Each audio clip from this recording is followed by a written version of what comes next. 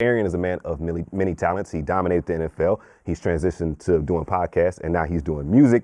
You've also acted, if I'm not mistaken, in Hawaii Five-0, Draft Day, Baywatch, and we mentioned Bobby Feeno, and your debut album, Flamingo Koval, is out now. But over the years, we've seen many athletes try their hand at entertainment, and some have gone well and some have gone pretty poorly. Some of the successful acts include Dwayne "The Rock" Johnson, Jim Brown's acting career, Kareem Abdul-Jabbar's acting career, some of the infamous and unsuccessful Kobe Bryant's rapping career, terrible. Shaq in movies Kazam, and still, even though Kazam was all right. I like it. And Deion Sanders' music career, that hit single "Must Be the Money." Arian, I'll start the question off with you first. What's the key to being successful and crossing over from being an athlete to being an entertainer? I think you have to define what success means to you before. It's all relative, right? Yeah, because if you're out trying to chase these arbitrary goals that you are kind of far-fetched, especially in today's world with streaming and things like that, like there's really no. You have to set your boundaries. So like for you, what's success for Flamingo Koval? To me, it already was, man. Honestly, because when I made it, I put so much effort into it. I put a lot of time into it. It was like 3 years. It took like 3 years to make the project, and like there's live instrumentation. I outsourced like real musicians to help, play the reference tracks. But the validation for me was like when people who are in the industry reach out to me and say, I fuck with this, right? So, like my man Hit Boy, he's a Grammy-winning producer. Ninth Wonder, he's a Grammy-winning producer. He reached out to me and was like, "Yo, I just want to let you know this is like you're doing it." Oh, that's what's up. And to me, that's better than any award I can get. Like these are cats that are established in this game. I don't owe them anything. Yeah. They reached out to me, and so like to me that was a win. Those two guys that work with the likes of Kanye West and That's what I'm Jay-Z, saying. Ninth Wonder and Little Brother. It's like that. You can't argue with that one. Yeah. Gil, what do you think is? Why you look at me like? Because I can't rap single. Motherfucker. I don't know why you even asking me. Yo, I wasn't. He looked at me like, what album are you going to talk about? But I mean, being a fan, what do you? Well, maybe you're not a fan of athletes that turn into entertainers. What do you think the key is for them to be successful? You just gotta have the passion. It's the passion. Most people like when they're done playing and they say, all right, I used to rap back in the day. I'm gonna try it, and then just jump into like, you don't have get the fuck out the lane. You don't have the passion for it. You gotta have like Damian Leonard. You can see he's been doing this from the beginning. Right. So I wouldn't be surprised if he actually dropped if he's already dropped a whole album. I remember Jason Richardson. Jason Richardson is a DJ. Yeah. That was his passion. So on the plane rides, he used to work on his summer mixes. Right. That's hard. Like really working on. Like he had the whole little shindig. He made me get a DJ booth. What was your DJ name? No, I didn't have a DJ name. I just look. I just put my iPod up to things. Okay. Put the playlist on, but you got to have the passion for it. If you want to be successful at anything, you got to have the passion about it. I think a big thing too, man, and it's not just with music, it's just with anything. If you want to transition into anything, it's humility. A lot of dudes, especially if you come from like dominatingly and like because my name I can get on shows like this, I can get in the room with people, right. But having the humility of saying, this is in my lane, and you have to start from ground up, because the one thing I noticed is transition anything, like even with my podcast, your fan base won't follow you. Mm-hmm. Like it's not, like you might have followers, but like they're not fucking with you.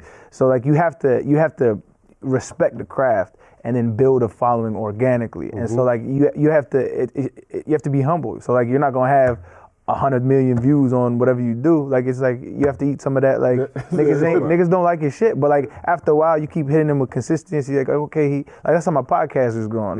Like at first it was like we ain't getting a lot of views, and then all of a sudden like boom, boom, boom. Mm-hmm. People like it because they understand the quality and the content. We kind of put in the work, and that's what it is. You have to have that humility. But like I put in the work. Yeah, that's what they want. They want to see the work ethic, and if they see okay, he's passionate about it, I'm gonna take the time to really, watch and see or, listen to what he's talking about. At first it's like, oh, motherfucker making a CD. All right. I'll get to it. Exactly. Yeah, because like we mentioned backstage in the green room, your podcast has had a ton of incredible guests. And like you said, it's been a slow burn here and there. But for Bobby Feeno, what are some of your influences in music, and who do you look to maybe draw inspiration? Right. I mean, really everywhere, man. I grew up, my father, he's from South Central, so I grew up on Parliament, Confunction, stuff like that. And my mother, she's from a small like ranch in New Mexico, and so I grew up on like listening to Patsy Cline, Three Dog Night, like shit.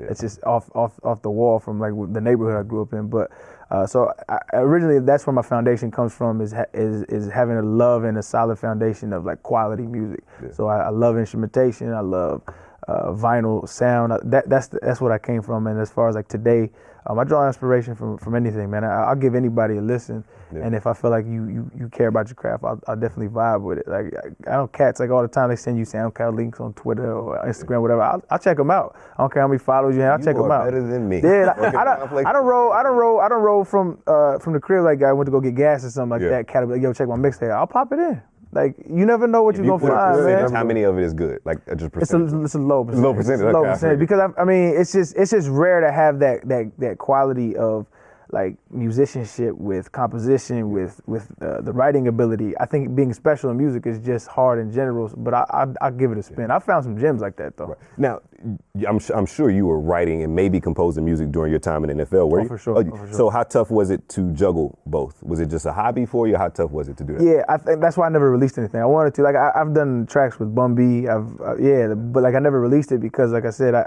didn't have the time to give it the quality that, like, I flew out to Nashville and like we had musicians and we were there for a week and we were just building and cooking. I couldn't do things like that when I was in the league. And I feel like I said, you have to have that humility, man. Like I started from the jump. Like, and so I was like, I'm gonna create this project from scratch, man. So, I mean, it was a process that I fell in love with. And I think that's what, when people give it a chance, like, I know there's a stigma behind athletes releasing music because the majority of the time it's trash. Yeah. But like, I feel like people get over that hump, they'll be surprised. And not only surprised, but I feel like it can compete with the music that's out today. Yeah, and Gil, to kind of piggyback on what he was saying, the passion and doing it, juggling both sports and music. When Jason Richardson was doing the DJ thing, did you ever question his love for the game or if he would be prepared? No. I mean, there's so much time. It's like, that's a fan. That's fans do that. They're like, if you have anything besides basketball, football, baseball, you're going, they're like, oh, he don't care. Like, motherfucker, I'm done. I got 23 more hours to fuck off, and I'm gonna, like, I can spend an hour doing something else. So with Jason Richards, that was his hour. Like, we're gambling. He say, oh yeah, y'all motherfuckers over here trying to be professional losers. Like, nah, He working on his, like, that's what I'm saying. He never did it. Like, I don't know what he did at his house, but he never did it in the arena. He just always on a plane. He never did it on the bus. It was just, of course, just on that ride, he just mixing with his plate. And I'm pretty sure during warm-ups or like, in the locker room, that's what he's listening to his mix plays. Yeah, I mean, you mentioned the downtime. Your boy Nick Young has an album coming out this summer, so, we can look at his face. You're not going to listen to the album? I'm just going to say it out loud. Don't say it. If it's Nick Young, don't say it. Trash. Oh, I'm just gonna give it trash. I thought you were gonna say the other word that got us in trouble, but go ahead. No. I'm just gonna say it's trash because I know Nick, and there's no way he put hours and dedication into this shit here. Okay? I know him. So you know him. So I take it Arian or Bobby Feeno will not be collaborating with Nick Young when his album. I'm gonna give him a spin, man. You gonna give him a spin? You can spin that shit right out the window. Right out. But what can we expect for you in the future? Is there tours or collaborations you're working on? Because you talked about working with Bun B already. So what can we expect?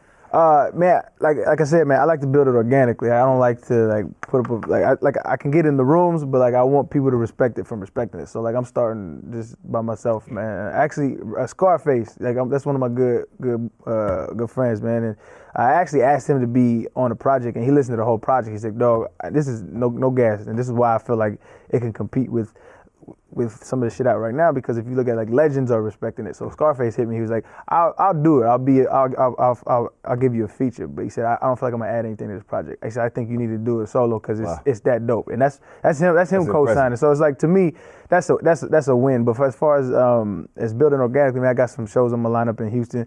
Do that, and as we get the numbers back from the streaming services, we'll see what areas that people are listening to me, and we'll put a tour together because it's something that I love to do, man. That's dope, man. That's dope. Who would be your dream collaborator? That's a hard question, man. I think it had to be something off the wall, because if you listen to my stuff, it's not normal. It's not like trap music. So it have to be somebody like Janelle Monáe. Oh, all right. Janelle Monáe is like dope. I love her. Yeah. So yeah. I was not expecting an answer. I wasn't, but it's impressive. Yeah, yeah, that works.